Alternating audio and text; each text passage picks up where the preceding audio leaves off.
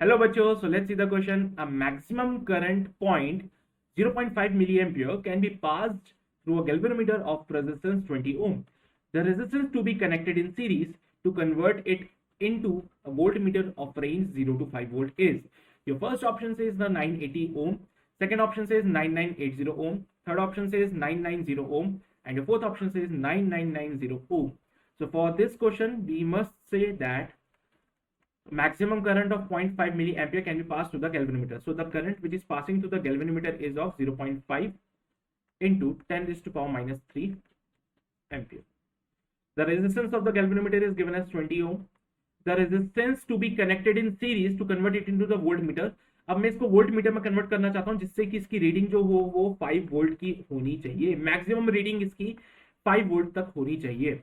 So for that मैं क्या करूंगा, ये हमारा गैल्वेनोमीटर है और अगर मैं इसको वोल्ट मीटर में कन्वर्ट करना चाहता हूं तो यहाँ पे एक हाई रेजिस्टेंस आर को मैं ज्वाइन कर देता हूं इसके साथ में. अब जैसे मैंने हाई रेजिस्टेंस आर को ज्वाइन किया, it will convert into a voltmeter. ये बन गया हमारा वोल्ट मीटर.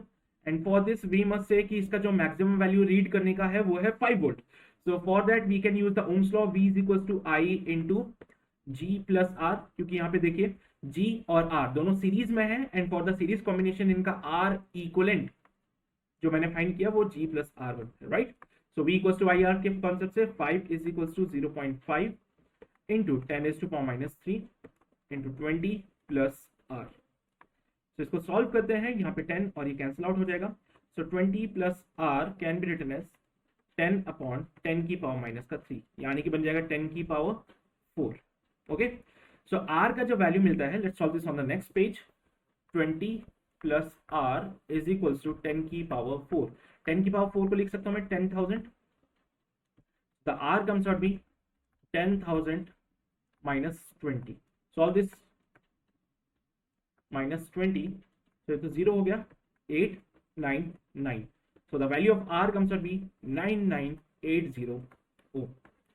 so जो रेजिस्टेंस आप कनेक्ट करेंगे सीरीज में वो होगा 9980 ओम का. so ये आपको मिलता है बी ऑप्शन में 9980 ओम.